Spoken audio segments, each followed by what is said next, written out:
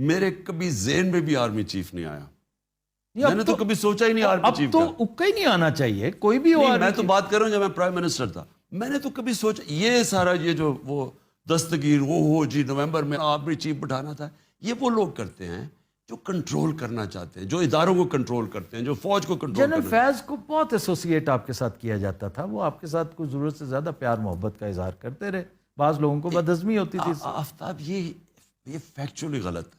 General فیض تھا I S I chief.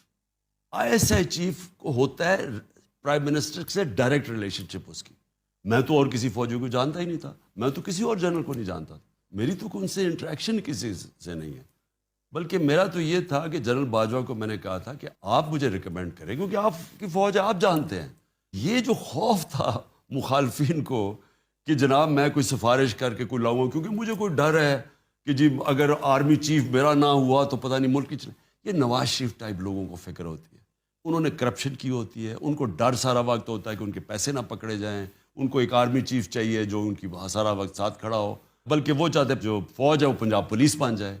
میرا کبھی ایشو نہیں, نہ میں نے کبھی جوڈیشری میں انٹرفیئر کیا, نہ میں نے کبھی کسی سے پولیس سے کوئی انتقامی کارروائی کروائی, نہ میں نے نیب میں انٹرفیئر کیا, نہ میں نے کوشش کی کہ کوئی بھی ایف آئی اے کے ذریعے جھوٹا کیس نہ ہو, صرف جو کہ کرپشن کے کیسز تھے بڑے بڑے ان کے اوپر.